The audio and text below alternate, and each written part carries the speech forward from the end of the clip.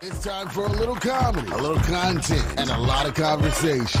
It's the Geno Jones Show, exclusively right here on YouTube. Now here's your host, Geno Jones.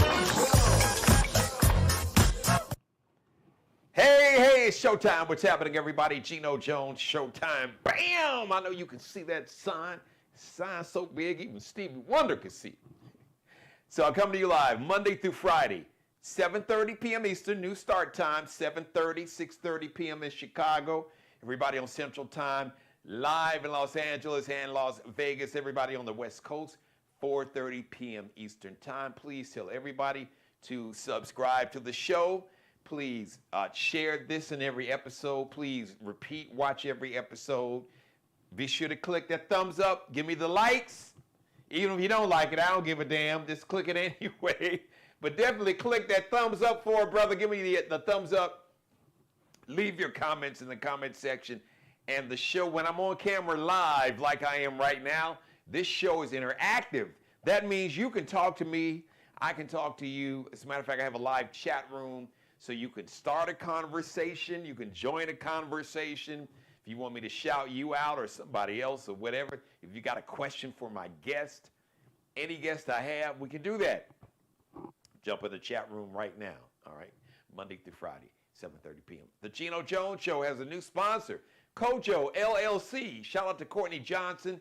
She debuted a new segment about almost 2 weeks ago. She'll be back on a week from this Thursday. Courtney's Corner. She is a real estate expert, and she is a commercial insurance expert. So if you have a business and your business needs insurance, or if you are looking to buy a home or sell a home, KojoLLC.com. KojoLLC.com. There you go. Just go to her website and get all the information you need. Like I said, if you're looking to buy a house or sell a home, you want some information about insurance for your business. Kojo, Miss Courtney Johnson. She is the one. Thank you, Courtney. Thank you for being a sponsor of the Geno Jones Show and believing in me, my show, my vision, and what we do here. I got a guest. He is a really passionate brother about serving the public and the community, trying to empower the community and the culture.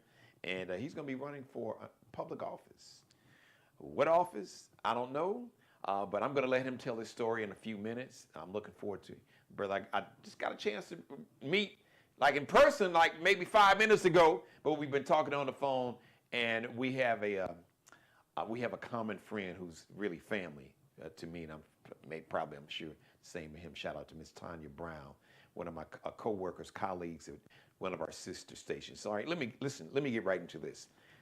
So if you saw yesterday's show, if you saw Monday's show, I kind of teased I was going to talk about this. Now, this is going to be an ongoing conversation.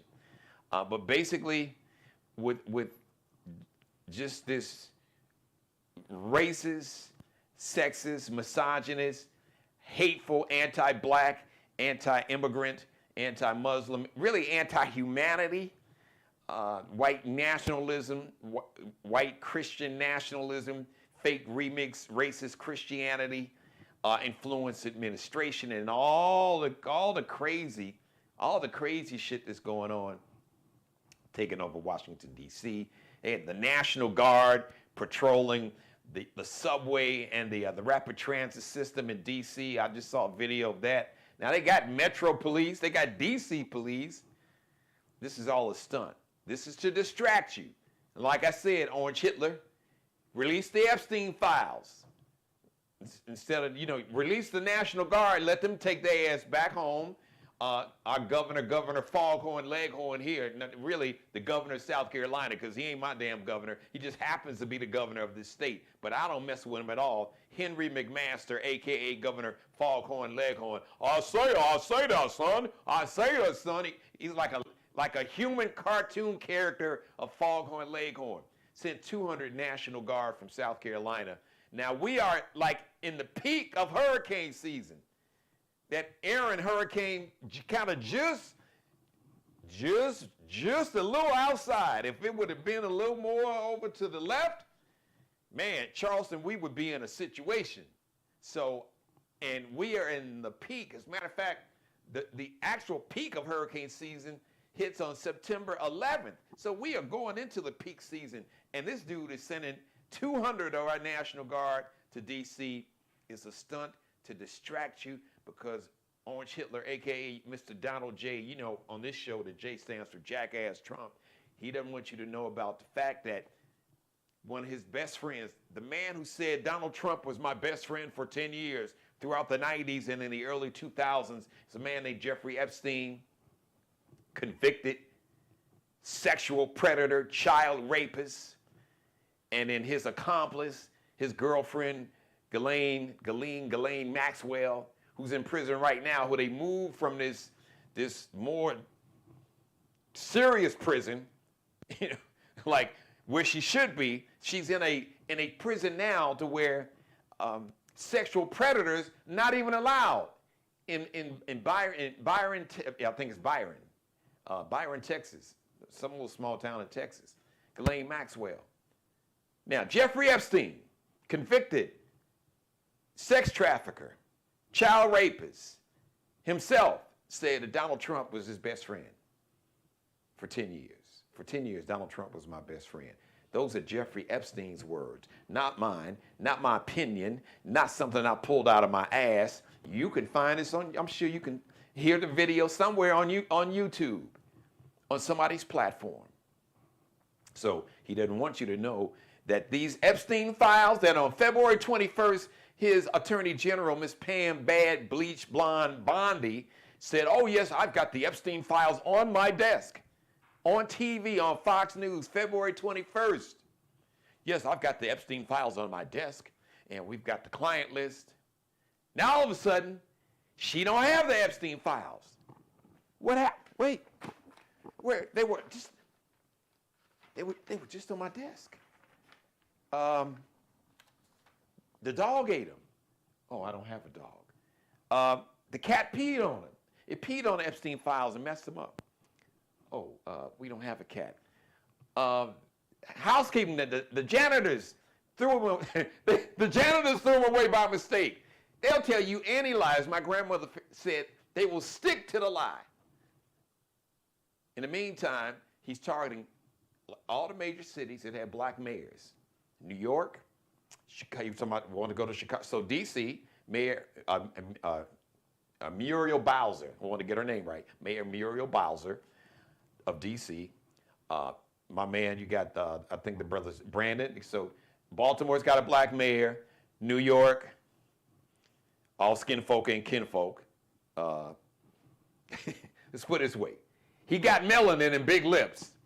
But calling Mayor Eric Adams black, well, you know you can be black and suffer from anti-blackness too. So we'll put Eric Adams over there, but still, Chicago, Brandon Johnson, Oakland has a black mayor, Los Angeles has a black mayor. So you're talking all these cities with black mayors. All the crime. When you pull up the FBI statistics, none of the cities that he mentioned, none of these cities, not D.C., not Chicago, not Baltimore, not Oakland, not New York City, not L.A., are not even in the top 10 most violent cities with the highest crime rate. Not even in the top 15. Chicago is like 16. But you sending the National Guard there? Really? Chicago's crime rate has dropped the lowest it's been in decades. I think in the last year it's dropped somewhere around 25, around 25%, maybe a little more, somewhere between 25, 30%. Baltimore's crime rate is the lowest it's been in like 50 years. But it's a distraction. So when you get through with all that, release the Epstein files. Now, let me bring you to this. We got so much going on, all this anti-DEI talk, and all these organizations. Well, we want to take the DEI out of the museums, the Smithsonian, and we want to get rid of DEI in education and schools and colleges and universities and elementary schools and middle schools, and we want to get it out of corporate America and all of our institutions. So what that means, when you hear them say they want to get rid of DEI and wokeness, that means they want to get rid of black people. And 300,000, over 300,000 black women have lost jobs in the last 3 or 4 months. So the effort is to get rid of all the advances, to get rid of civil rights, to get rid of, to destroy black political power, to get rid of black wealth, and to figure out a way to get rid of black people. Now, if you think I'm being hyperbolic, then you are not paying attention. So I'm saying, okay, since there's this anti-DEI, which means anti-black, or they really want to say the N-word. We don't like you N-words. We want to get rid of you. We don't want you around. Cool. You don't have to tell me twice. You give me your ass to kiss, as my mother would say. Hope I don't kick it, but fine. I don't want to be bothered with you. We're good. So we are all we got. But guess what? We are all we need. Oh, and it gets better. We got everything we need. We come together like the Black Avengers. That's how we're going to do this thing. In a couple ways I'm thinking about doing it. It's going to be layers to this. I want to get everybody else. Hey, Rosalind, how are you? Shout out to my mom who's watching, Mary Dixon. You know, the one way to get people's attention, this whole thing about race, what you got to understand, is that these billionaires, from the Jeff Bezos at Amazon, and Elon Musk, that's a whole nother story. But just all of these billionaires, Jeff Bezos, Elon Musk, I could go on and on and on, and the Peter Thiels, these billionaires, a lot of them are, yeah, they're racist. But the thing is that they don't like poor and working class white people. They don't give a shit about nobody. Yeah, they're racist and sexist and misogynist, but they are classist. They got a caste system or class system. They don't like poor and working class white people. Actually, they like them less, because the white billionaires, their attitude is, if you're a white man, this system was rigged and designed for you to have billions like me. We can steal people's idea and technology and all this. So we rigged this system for you. So if you're not a billionaire, what's wrong with you? You must be inferior. You must be defective. This is not my opinion. I've actually had conversations with powerful white men, C-suite level, presidents and owners of companies, that have told me that they look down poor working class. They talk like white folks on that billionaire class level. The way they talk about poor and working class white people, you would almost feel sorry for them. It's like, damn, this is what you really think about. They're like, they're not us. They're not us. They're less than. That's the attitude that these billionaires, white billionaires, have. So they don't give a shit about anybody. They just give a shit about their bottom line. But race is used as a distraction. It's like catnip. It's like a drug. It's like speedball and heroin and crack cocaine and crystal meth and ketamine. All like they mix it all together. That's what race does. It clouds your brain, because you lean into this hatred and you get blinded, and then they can steal your money and get rid of all the social programs, the health insurance, the Medicaid that you or your children or your family members need. Get rid of your health insurance, food assistance, SNAP benefits. Did you realize, you may not have known this, 47% of veterans in America, that means that's a whole lot of white veterans, 47% of veterans receive SNAP benefits. Now, I guarantee you a lot of those white veterans voted for Orange Hitler. They voted against their own interest. 47% of veterans in America receive SNAP benefits. When I heard that, I had to go back and check. I was like, wow. But the majority of people on SNAP, the largest percentage of people on SNAP, food assistance, are white. They get rid of all that. Food assistance, free breakfast, free lunches, health insurance, Pell Grants. But they distract you. Oh, the crime and the Negroes out of control. We got to send the military, the National Guard. They don't give a shit about them black people in Southwest and Northeast D.C. No. So here we go. Before I bring on my guests, you're going to do some Christmas. We got to do this thing differently. And a way to get people's attention, even these racist billionaires, man, when you start digging in their pockets, then you'll get their attention. Just talk to the CEO of Target if he's still got a job. We control $2 trillion in spending power, black people in America. So we got to spend our money differently. So if you were so anti-DEI, so if anything that has DEI in it, which means anything that where black people have any role or have any power or just have access, so you want to get rid of that. So let's anti-DEI our money. Holiday blackout. From Thanksgiving, I say really from Halloween past New Year. Let's pull our money up out of the economy. And if you got to spend something, find a black-owned business. The way to get people's attention with money and power, and they're trying to limit your political power. Why do you think Orange Hitler wants to telling Governor Greg Asso in Texas, well, I need five more seats in the House of Representatives, so you got to redraw the boundaries. They're not even trying to hide it. They bold with it. Like, we don't give it that we can do what we want to do. That's the attitude. That's the attitude of this white nationalist, white supremacist. And that's not like every white person. But they use that mentality, the billionaires and folks in race was created in the late 1600s, around 1680.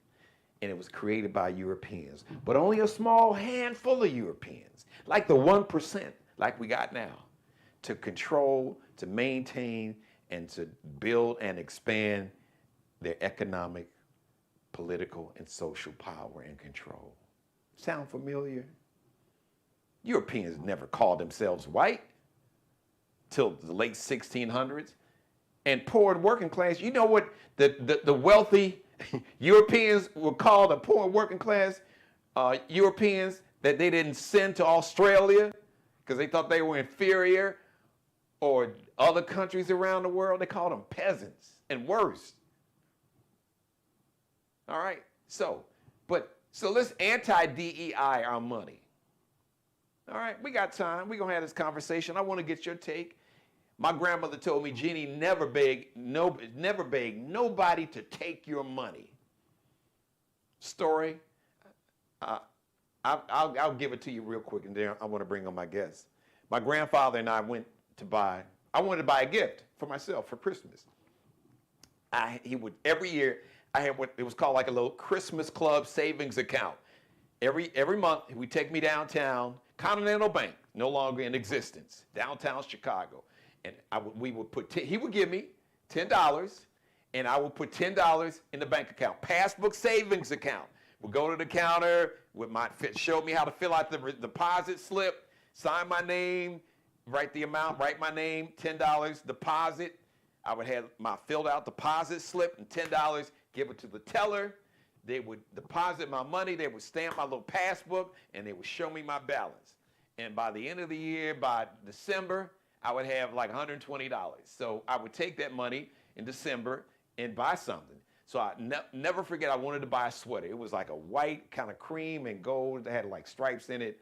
And we were at some store downtown, and I wanted to buy the sweater. And the cashier didn't want to wait on me. And my grandfather he was not a confrontational guy unless you physically tried to harm his family. Then you stood a chance to losing your life. I digress, because I'm wired like my grandfather. So anyway, we came back, and I guess my grandfather, I'm sure I talked about it too, and I could just hear my grandmother say, she said, Jeannie, don't never beg nobody to take your money. So we're not going to beg anybody to take our money.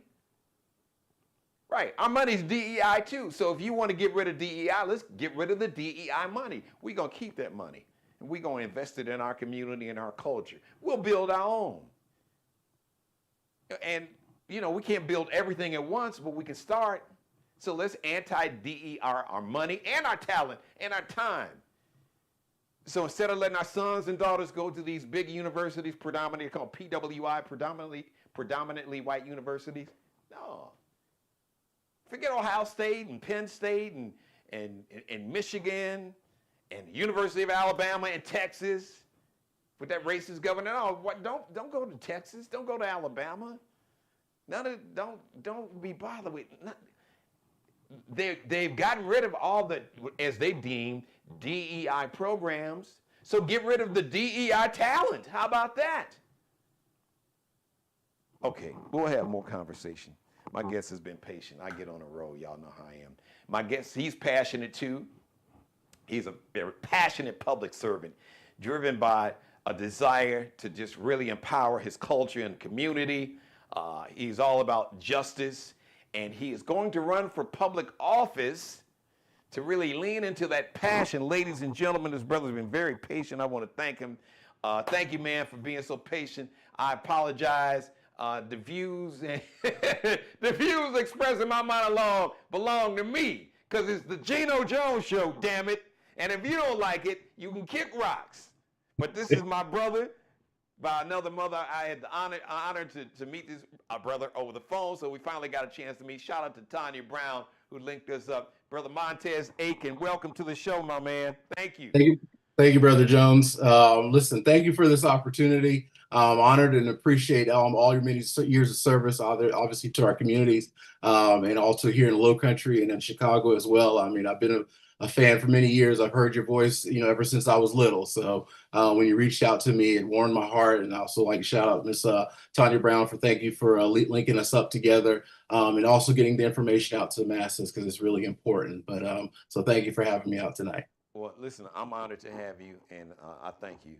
And I didn't mean to heat things up, but you've seen this shit. This is any day that ends in Y. I'm not sure, but like you, I'm very passionate about I'm passionate about our community, our culture.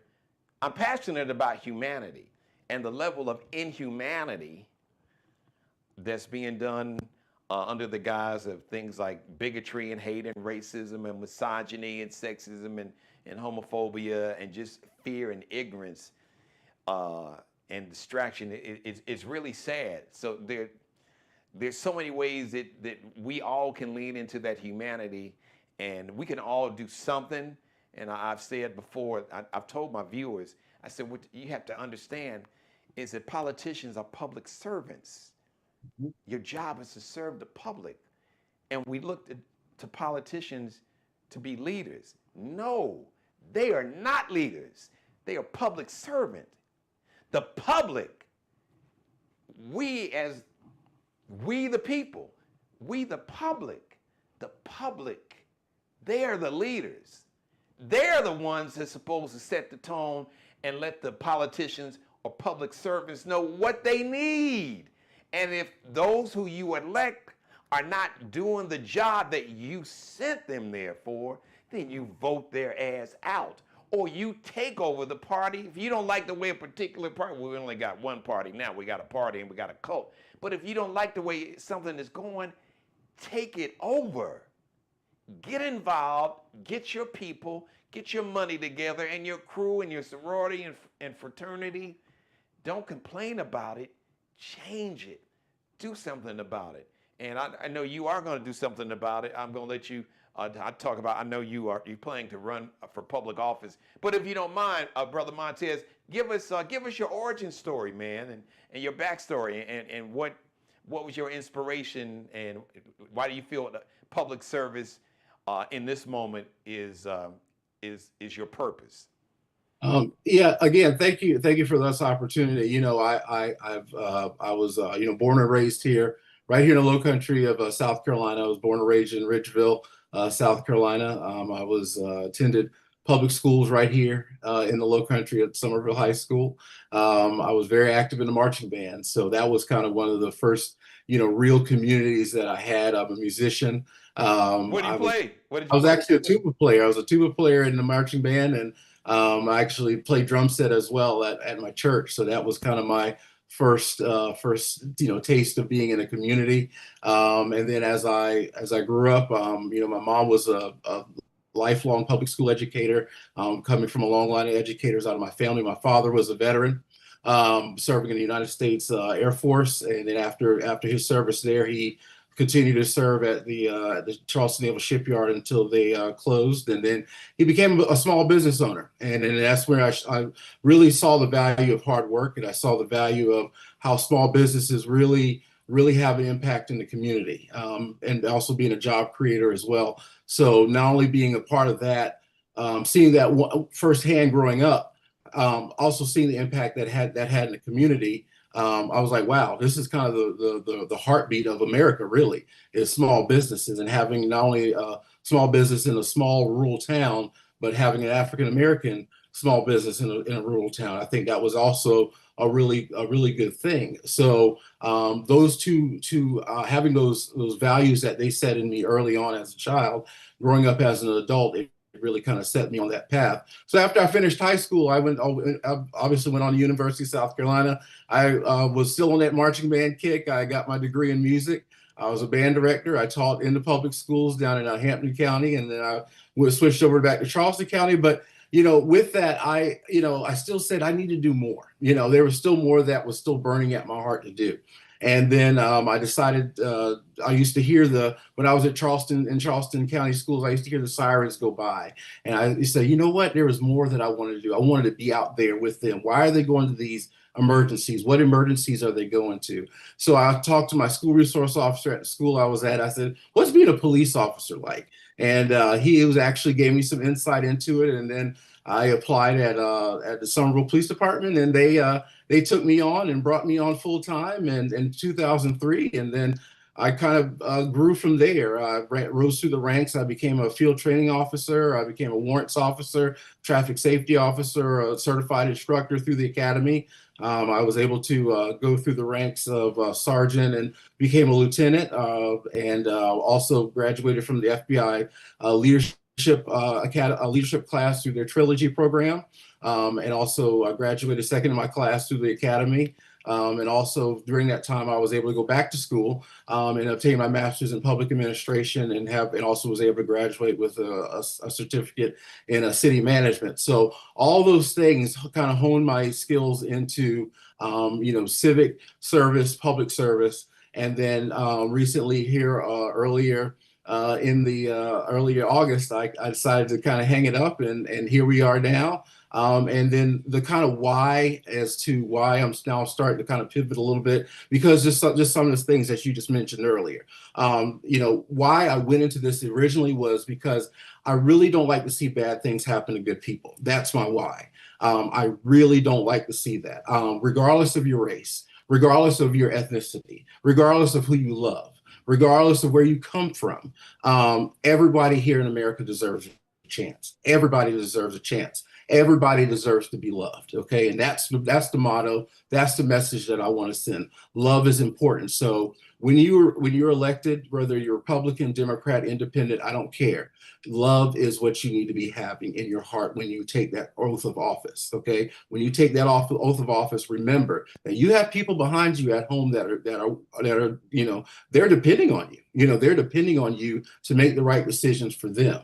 And that's what's important. So thankfully, through this process, I was able to become I was selected as a Jim Clyburn Fellow. In 2003, I was selected also through the Democratic National Convention as a speaker tracker, and been mentored through a lot of local politicians here in the area. I'm also a Rotarian, a Prince Hall Master Mason, and shout out to the greatest fraternity of all, Phi Mu Alpha Sinfonia Fraternity of America Incorporated, which is my fraternity that I pledged in college, and also a member of the Raven Temple number 139 in Charleston with the Prince Hall Shriners. I'm also a member of New Ashton Baptist Church in Somerville. So I'm also married to my best friend of nearly 20 years. We have 2 children and a mini golden doodle. So so that's kind of my background of me. But again, like I just said earlier, my why is I don't like to see bad things happen to good people, and I'm still seeing it even here in this season of my life where I'm retired from public service as a police officer. I'm still seeing these things happen, and it's still tearing at my heart. It's still tearing at my heart, and I really, I really don't want to continue to see that happen. And I don't really care what your political spectrum is. I don't care what your ideation is. If you're a Republican, and like you said, some of them probably voted for these types of things, but they're still hurting. Okay, they're still hurting, and we don't need to hurt people out here. We're on this planet, we're in this country, we're on this planet together. Okay. And I don't mind a debate. Okay. I don't mind a debate. We could have a debate about this. Okay. But to really just be, specifically and targeting people or specifically hurting people for what? What's the gain? What's the purpose? Why are we doing that? There's no need to do that. We don't need to do that. We want to have a country that we live in and a community that live in, that we have safe schools, that we have safe neighborhoods, good communities where all of our kids have good schools to go to, that all of us as adults, that we have good jobs to go to. I know you mentioned colleges early on, that we have a good college that our students can go to, that our kids have opportunities, that our kids have the opportunity to go do anything they want to do, whether they want to be a sanitation worker or they want to be president of the United States. They have that opportunity to do that, and it's fair, it's equitable, and they could do it, and they'll be happy doing it, and they'll have a nice living wage. So these are the types of things that I look forward to, that I want to do, that hopefully, if God willing, that I'll be able to do here in a couple, hopefully next year sometimes, if you see my name on the ballot box. So, Brother Montez, your sister's checking in the chat room. Marie R. She says, your sister here. Shout out to Lisa. As a matter of fact, Lisa said, we met you, Mr. Jones, at the Rocana event. And Leah Roberts, shout out to you. And of course, my executive producer, my number one fan, my mom, Mary Dixon's in the chat room. And shout out to my sister, Rosalind Anderson. Well, listen, you got a permanent home, Montez. Man, there's so many things I want to talk to you. I won't do that to you because I'm not going to keep you here 2-3 hours. I could, but there's couple things I want to address. And I'm going to see if I can tie them all together. I may have to break it into 2 parts. Hatred, bigotry in all of its forms, from racism, white nationalism, white Christian nationalism, which is global.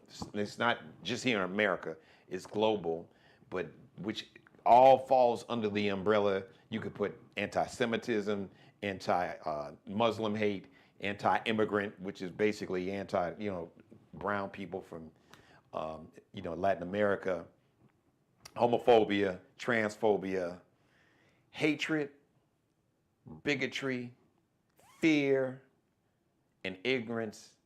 Unfortunately, Montez, and you understand this, brother, I know you understand history, has always been big business for a small handful of people. Always has. And it still is. And it's being weaponized. Even religion, remixed, this white Christian nationalism, which is rooted in, and the hypocrisy is that people who claim to be Christians and love the Lord and God-fearing and go to church on Sunday and Bible study on Wednesday can support people who are the closest thing, this is my opinion, the closest thing to Satan, who have been convicted of crimes and been convicted of sexual assault and hanging around with people who have been convicted of child raping children, 14-year-old girls. So the irony is, and that's a whole nother conversation, so I'm not going down the whole religion, because that's a whole nother conversation, religion, spirituality, and then there's religion, and man kind of remix religion, in a lot of cases weaponize religion for their own, power and greed, to have power and to get money and make money.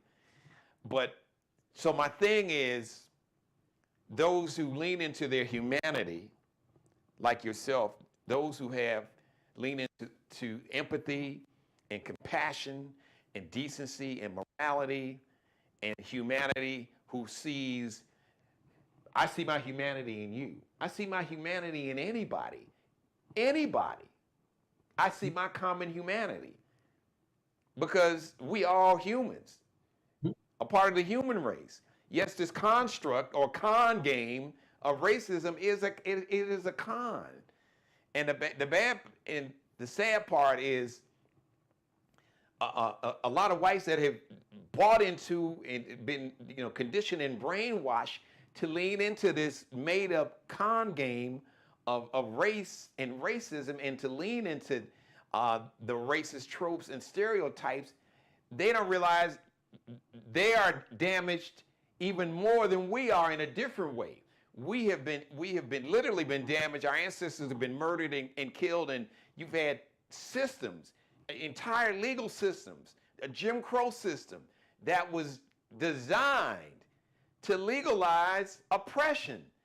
And it was done so well that Hitler sent his own attorneys in the early 30s to the University of Arkansas to study America's Jim Crow laws, the Nuremberg laws that Hitler used to oppress and eventually murder primarily Jews, but others, Jews, gypsies, you had those disabled. A lot of people don't realize that it was really the template. They ran it in Africa. That's a whole different history class. The apartheid laws, that America's Jim Crow laws were the template. So I'm saying all that to say that how do you fight those who are going into public service or may be in the public service, understanding that my job is to serve the public. My job is to use this power that has been bestowed on me to make the people who I represent, and really anybody and everybody, to make their life better. How do you fight against those in power who only see how much money I can make, and as long as I can keep these people divided and hating each other, I can be distracted, so we can just give Elon Musk, he gets $8 million a day of taxpayer money through government contracts, but that ain't enough. So he get $8 million a day. We need want to give him 10 million or 20 million. So how do we get people to almost kind of like deprogram them? And I'm not asking that of you individually. I'm just kind of speaking collectively. And if you can, speak to the young people out there. Well, especially the young brothers and sisters that are disillusioned, and right, now they kind of find it out, but just have kind of just see politics. They don't understand that it's all about resources and power. And if you don't participate, then you empower people who want your demise and destruction and who want to oppress you. You really are giving them the weapon to do that by not exercising the power that you have by just showing up and voting. Right. And I always feel that, and I told some people last night, and when I was at a meeting, I said, like, information is power. You have to inform yourself. You have to want to inform yourself. And, during my time in the schools, and not only as the educator, but also, as the SRO, that I would tell students, I said, look, you have to want to, give yourself the knowledge. Like, you have to, you see probably behind me stacks of books, I'm always on the edge of trying to learn a little bit more, just a little bit more, something new every day.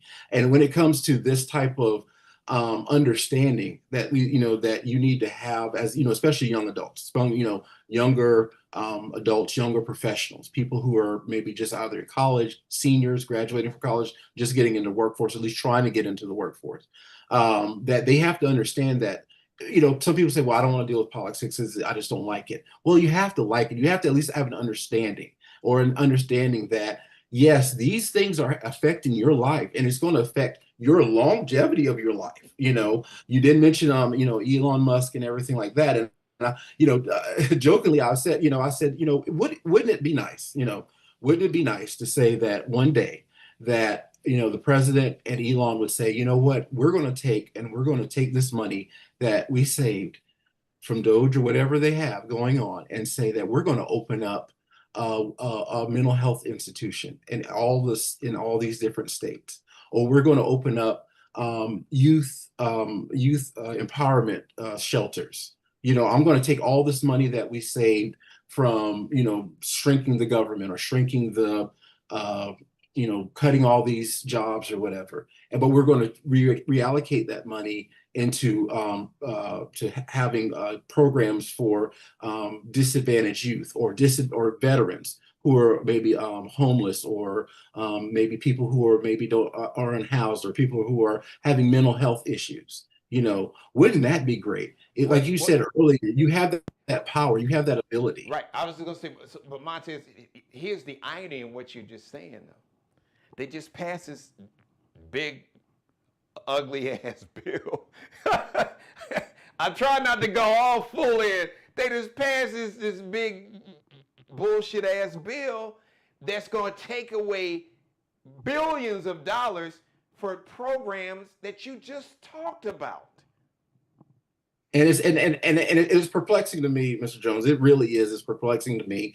And like you said, I to get to that why, I've had conversations with people, Republicans and Democrats, everybody, why is to that. And there's a lot of things. I was like, well, we don't like big government. We don't like this. Okay, fine, that's okay. But somebody's going to be hurting from this. Somebody's going to not going to be able to, not going to be able to have Medicaid. Somebody's not going to be able to have medicine. Somebody's aunt's going to die. Yeah. Somebody's grandma's going to die. Somebody's mom or dad is going to die because of this legislation.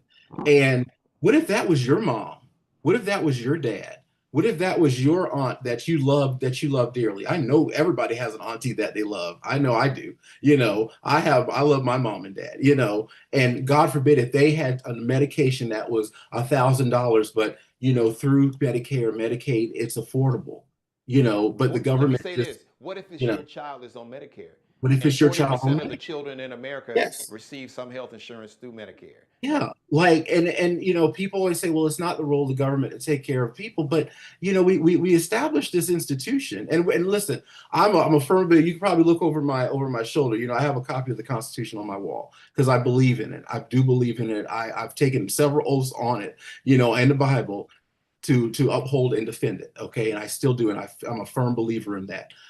So I'm not going to go against it. I'm not going to make any type of break any laws or anything like that. So I'm a firm believer, like I said, in justice and making sure the rule of law is intact. But you also have to have empathy. You have to make sure you're taking care of people, because if you don't have a people, why do you have a government? Why are we here? Why are we here? Why are we even here? And can I say this to any of your friends? Like I said, listen, there is no longer a Republican Party. There's some people who are Republicans that haven't bought into this cult mentality, and they have been pretty vocal. They've realized that what the Republican Party is, you may have known 20, 30 years ago. That doesn't exist. But here's my point for those.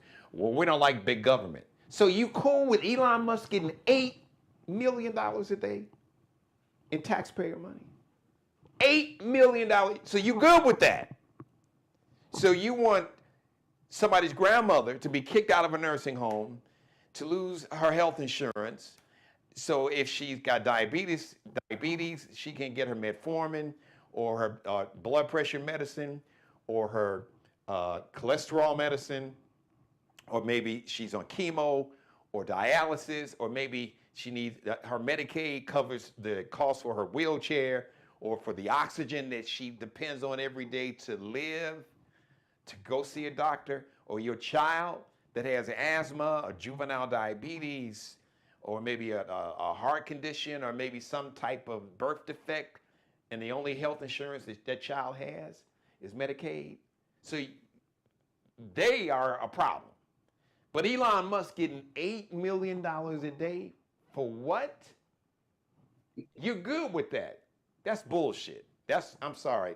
But I don't even, that's where I talk about the inhumanity and the cruelty is intentional. And I hope that now, because some people just thought, well, it's just gonna be them immigrants and them gang MS-13 and them gang members and cold gang members, young black folks, and all the little cold buzzwords, thugs.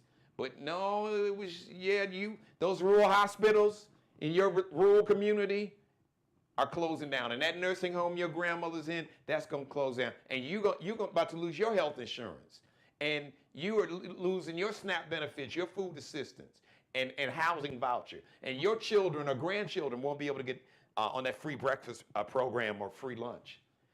So like I said, racism is like a con. It's a con game, and unfortunately, and sex. We got it. The misogyny and misogyny and sexism was right there. All it, like I said, the hate and the bigotry, that was the jet fuel.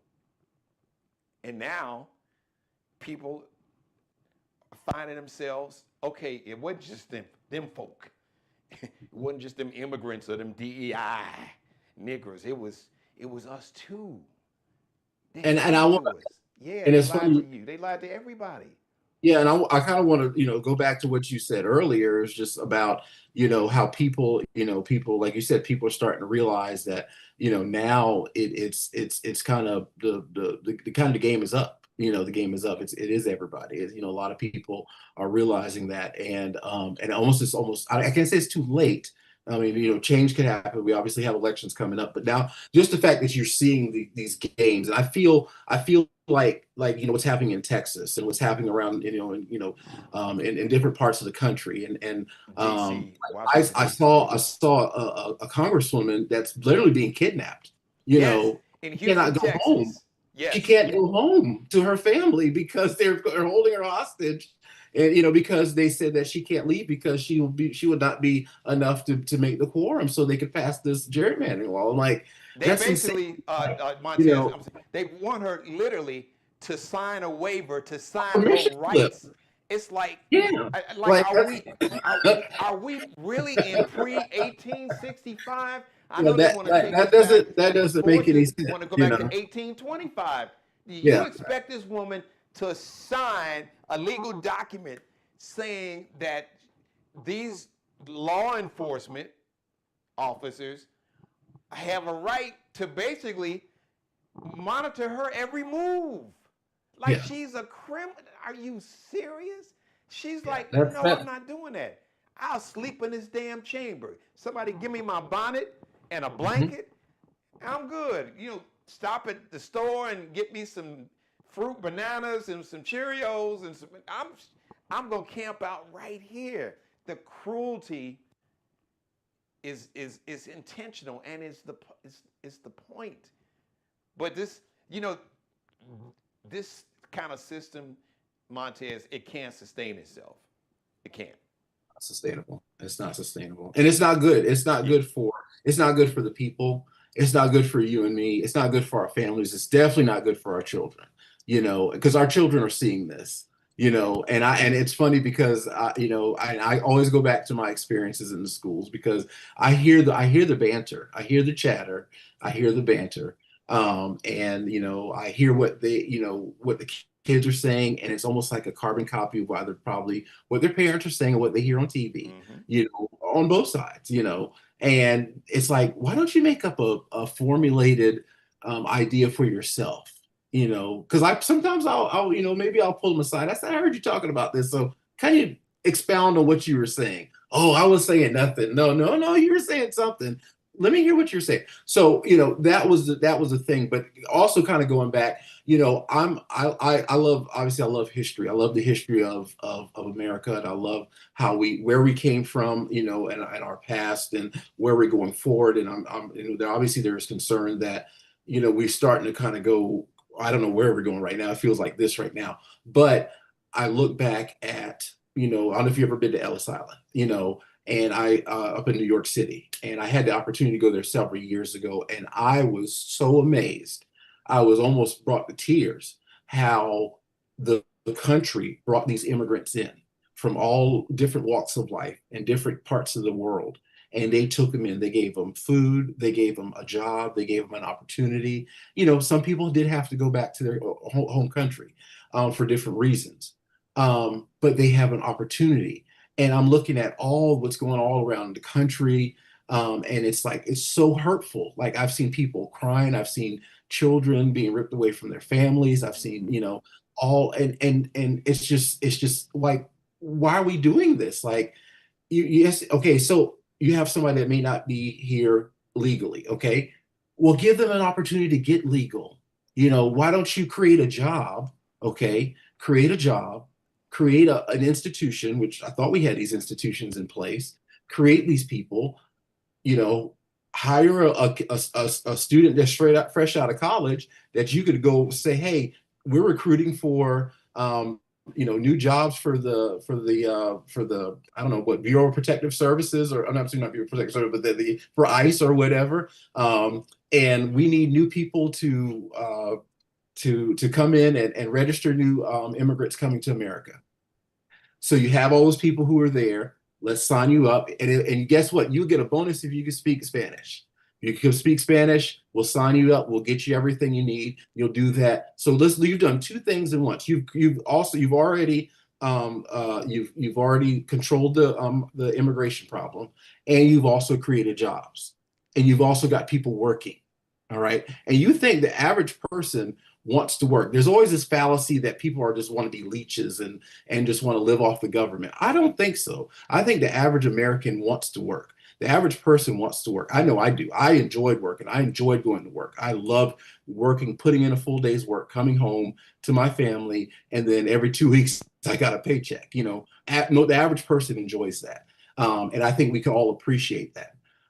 But you have that type of system. You already have those two things knocked out. So I don't understand why the government won't look at that, or at least try to do that. I feel like they were on the right track of doing that, but then things just kind of got like this, but hopefully, and my prayer is that I do that we could hopefully get back to that, and at least we get back to that system. So these are the types of ideas that I'm hoping to get, if God sees it fit, that I could get to these spaces in our legislature, that these are the types of things that I hope to bring. So Montez, when are you going to officially annoss your probably later this fall. Okay. Later this fall, we'll probably make an announcement as to where God leads me. But just stay tuned, stay tuned, and stay close, and I'll hopefully come back here next time you see me. We could do a full announcement, and we'll do it right. So let me repeat this again. So you have a permanent home on this platform. So God bless you. You don't have to hope. All right, so that's on right. You got a permanent home. Don't worry, because we got each other's numbers. So I know how to find you. I don't even have to go through T now. I will call you like I've been doing. So yes, sounds good. When you get ready to make that announcement, I want you to come on. I would love, maybe we could do like a virtual town hall. You could set that up here on the show, and you could just state your case and kind of go back over the why. Because we are living in some precarious times, and I'm gonna be honest with you. I think the system as we've known it, because it's been so flawed and it hasn't worked. It really hadn't worked for Black people collectively, if we're gonna just be honest, collectively. And it hadn't worked that well for women. Women couldn't even take out credit in their name until the 70s. Hadn't worked that well for quote unquote poor and working class white Americans, which was, they claim a lot of them were pissed off, but then they leaned into the racism, because racism was kind of fed to them as the reason why that you've been oppressed and you've been living in this poor condition and generations in this trailer park community, and because your jobs were taken and shipped to Central America or Asia, somewhere in Southeast Asia. Somehow it was Black people's fault, or like some Mexicans' fault, when none of them sat in a boardroom and made the decision for you to close your plant down and pack up the equipment and put it on a truck so they could ship it to Central America. No, it wasn't. It was people that looked like you that told you that you should fear, Black people or Mexicans or Muslims or, immigrants. As a matter of fact, look, unless you were indigenous Native American or the Africans who came to America, which that's a part of history folks don't talk about. You know, there were Africans that was here before 1619, way before the Mayflower. People don't like to talk about that, but that's you can Google that. You could chat GPT that fact if you want. It's out there. You could find it. All of our ancestors were either immigrated by force, like, you know, the ancestors that look like me and you, some by choice, or some because they were fleeing oppression and murder and war in countries that, to be honest, our government kind of screwed up. Latin America, Central America, supported, policies or people who exploited their people. They couldn't get work there, so they were running away from oppression, which is a whole nother story. So that's why I say if we lean into our humanity, because once you strip away all these labels, if you just see your humanity in another person, because they are human.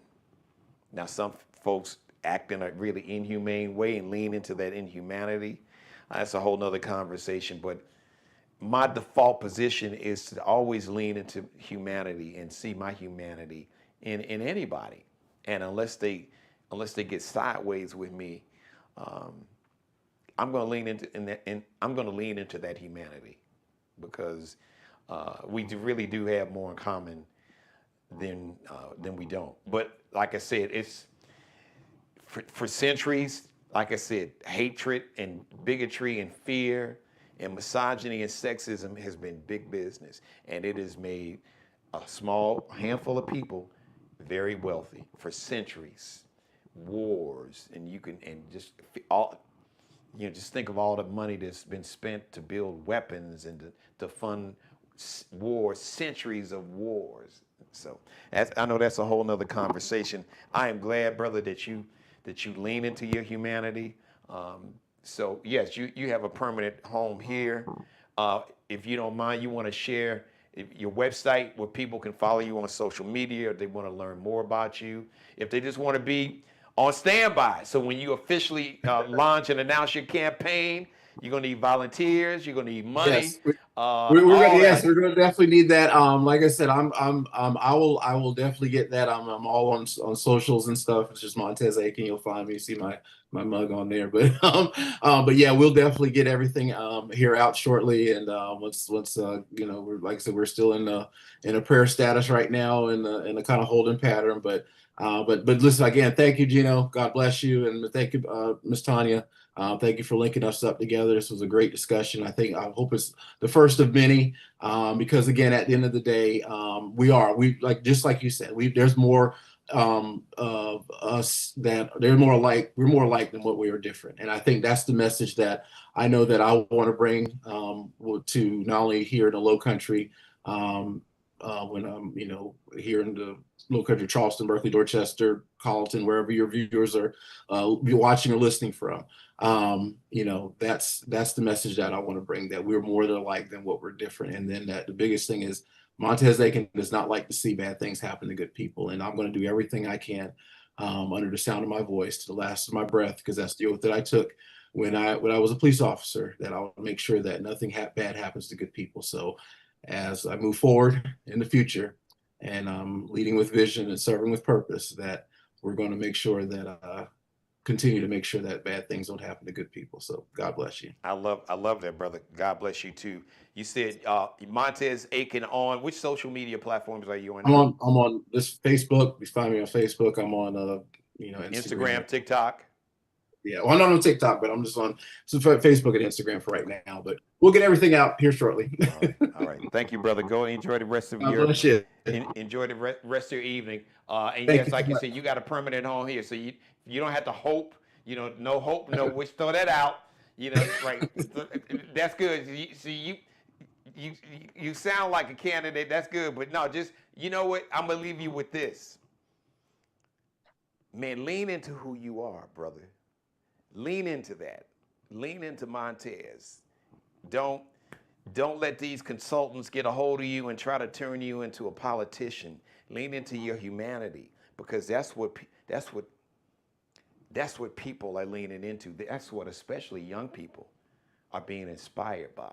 They're not being inspired by politicians. They're being inspired by people who lean into their humanity and their compassion and empathy. And it is clear, your spirit, it radiates. That's who you are. You know, the empathy and the compassion and the decency and the spirit of, like you said, you know, you don't want to see any harm come to good people. You don't want, and I'm really wired the same way. My DNA is to help people. You know, I got a little shorter fuse, and that May Taurus from the south side of Chicago. So that side, it'll hit you. You're gonna get it, but that's not who I am. My default is to help somebody. Period. If I can't help you, I won't be bothered with you. I don't want to do harm to nobody, but I won't let anybody harm those that I love. Right.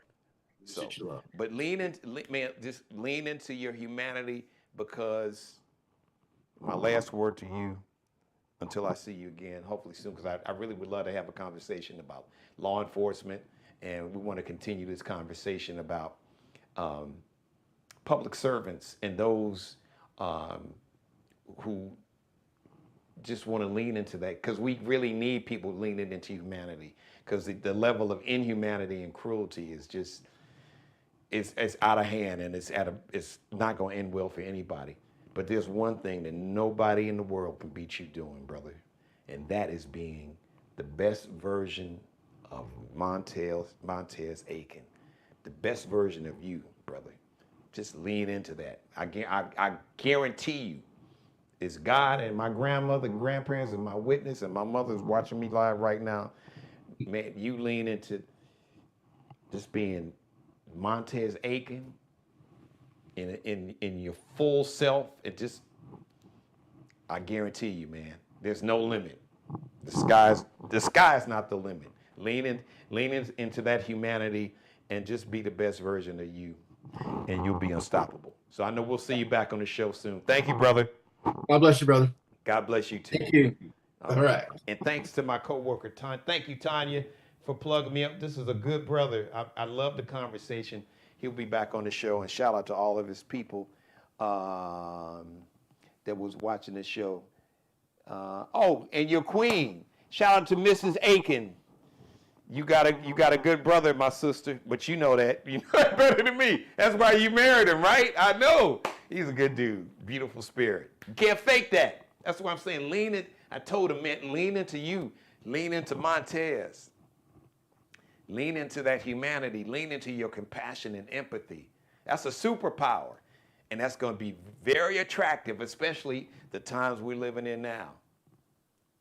Because nobody can beat you being the best version of you. And that's not just for Brother Montez Aiken. That's for you and me, all of us. Thank you for letting me be a part of your life, the Geno Jones Show. Welcome. I got a brand new, that's when two words come out. My mind moves faster than my mouth sometimes. We got a brand new sponsor, brand new. Shout out. We welcome Kojo LLC, Courtney Johnson. She's a real estate expert. She is a commercial insurance expert. So if your business needs insurance, or if you're looking to buy a home or sell a home, Kojo, COJOLLC.com. Kojo, COJOLLC. Kojo, LLC.com. All right. As a matter of fact, she's got a new segment on the show, Courtney's Corner. So she'll be back. Courtney's Corner will return a week from this Thursday. Thank you for letting me be a part of your life. Oh, by the way, call to action. Tell everybody watching, if you haven't done it, please subscribe to my channels. Spread the word. I need about somewhere around 96, 97 new subscribers. My company, this show will become a YouTube partner. That means that I will get like a monthly check. I think that's what it would.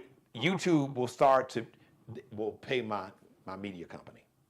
So the show will generate revenue from YouTube, from all of my all of my subscribers and all of my viewers. So it's important. Once again, leave your comments in the comment section below. Leave your comments. Be sure to give me the thumbs up, everybody, because YouTube, they look at all that. Tell everybody once again to subscribe. My goal is I want to get 100 new subscribers in the next 24 hours. And that'll put me across the finish line, and then I'll be that YouTube partner, and I can call them folks and say, okay, so what we talking about? How much money will my company and this show get every month from you guys at YouTube? I'm bringing all this incredible audience that I have. So thank you in advance. Spread the word. You can copy and paste this link. You can copy and paste a link to the show. You can share it. You can tag it. So subscribe, share it with everybody. Watch it over. You can repeat watch as many times as you want. All of my episodes are on my YouTube channel. If you missed any of this episode, if you want to watch it again, or you want to send it to somebody so they can watch it, you can copy the link, or you can share it. Go to my YouTube channel and just share it. Or like I said, you can copy that link and you can text it. You can email it to somebody. However you want to send it to them. Carrier pigeon, I don't care. I don't give a damn how you send it to them. You have my blessings. You can even chop up if you want to. You can like screenshot some of it, just pull some of the little video clips, make them go viral. So you have my blessing. Thank you in advance. Shout out to Markel Bailey, the official barber and hairstylist for the Geno Jones Show. He is the CEO, Designer Cuts here in the Charleston, South Carolina metro area. You can check him out on Instagram, on IG, Kel Be Cutting Up, K-E-L B-E-C-U-T-T-I-N-U-P. Allie Jones is the official wardrobe consultant and stylist for the show. You can check her out and her Lexi Jones collection out. It's LX.NCL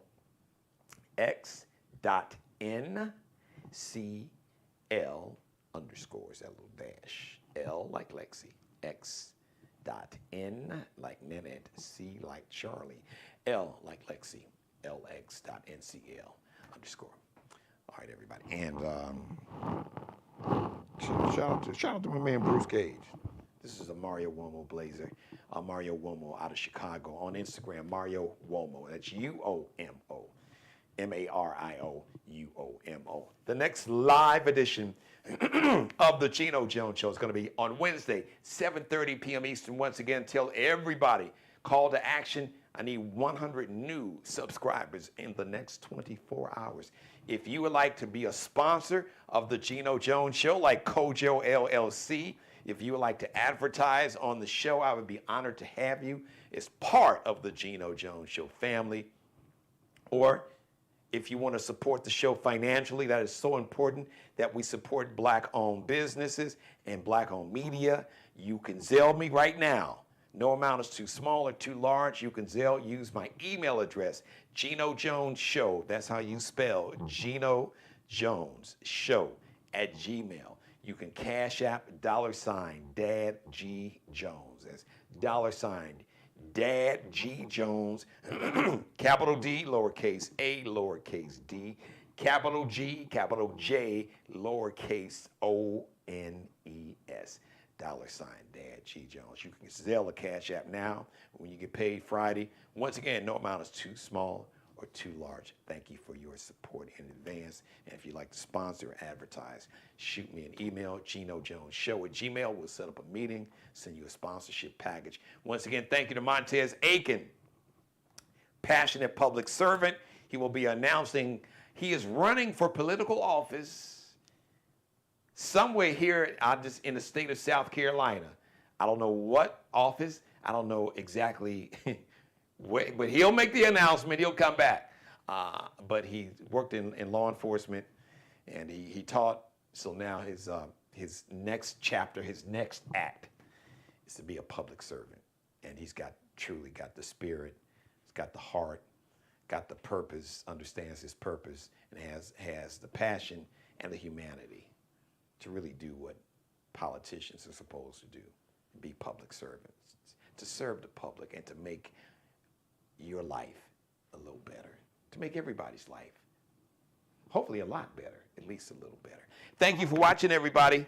I appreciate you guys. I will see you Wednesday. Don't forget, all right, record a little video, send text messages out, call to action. Hey, we got to support this brother's show and his media company. He needs 100 new subscribers in the next 24 hours. Subscribers right here on YouTube. By the way, he needs some more sponsors on his TV show. So shoot him an email at Geno Jones Show. You can Zelle him. You can Zelle him a donation. You can Zelle him financial support, or you can Cash App. You can Zelle him at Geno Jones Show at Gmail, or you can Cash App him at $Dad G Jones. Thank you, everybody. Thank you, Montez Aiken. Thank you, everybody watching. I love you. Yes, absolutely, positively, unconditionally love you. That's an action word. Show your love. Say you love, but show you love. It's an action word. That's how you people know. I know you love me by your actions and your behavior on a consistent basis. We'll see you live Wednesday, tomorrow, Wednesday, 7:30 p.m. Eastern, 6:30 Central Time. Chicago, we'll see you out there live in Los Angeles and Las Vegas. Wednesday, we'll see you 4:30 p.m. Pacific Time. Thanks for watching. Subscribe and tune in to the next episode of The Geno Jones Show, exclusively right here on YouTube.